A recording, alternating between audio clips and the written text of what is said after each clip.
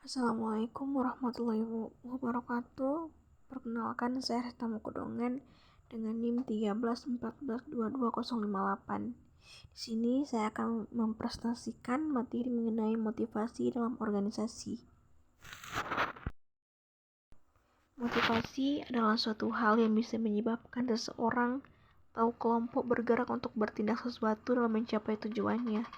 Biasanya, motivasi seseorang bisa didapat dari kebutuhannya. Motivasi bisa berasal dari orang tua, teman, sahabat yang bisa meliputi pikiran, perasaan, hingga pengalaman di masa lalu yang dimiliki oleh individu. Dorongan dari motivasi terdiri dari dua komponen, yaitu arah perilaku atau kerja untuk mencapai tujuan, dan kekuatan perilaku atau seberapa kuat usaha seseorang dalam bekerja. Jadi intinya, maksud dari motivasi merupakan gerak jiwa dan perilaku manusia untuk melakukan atau tidak melakukan sesuatu dalam mencapai tujuan.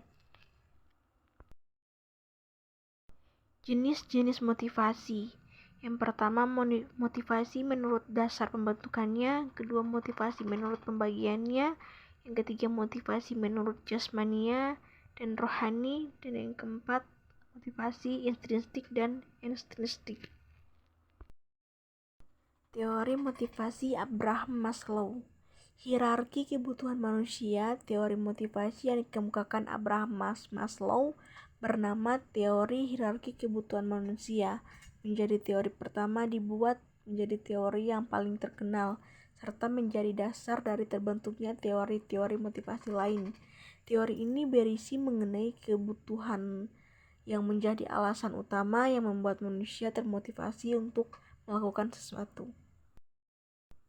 Kemudian ada teori psychological needs, teori service needs, teori social needs, teori esteem needs, dan teori motivasi Douglas McGregor X dan Y. Persepsi adalah sebuah interpretasi yang berasal dari suatu situasi dan bukan rekaman situasi. Seperti yang sudah dijelaskan sebelumnya, persepsi merupakan suatu proses kognitif kompleks untuk menghasilkan gambaran keunikan dunia yang realitanya tak sama. Jenis persepsi.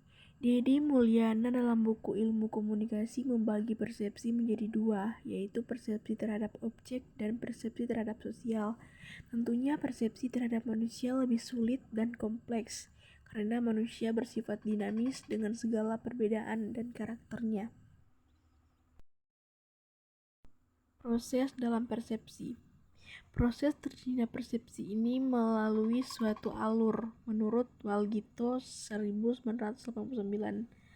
Alur proses terjadinya persepsi awalnya dari sebuah objek yang menimbulkan rangsangan dan nantinya mampu mengenai alat indera atau reseptor. Proses kealaman atau fisik merupakan nama dari proses tersebut. Lalu rangsangan yang diterima alat indera seseorang akan dilanjutkan oleh syaraf sensor menuju ke otak. Proses tersebut dinamakan proses fisiologis. Faktor yang mempengaruhi persepsi yaitu latar belakang, budaya pengalaman masa lalu, dan nilai yang dianut.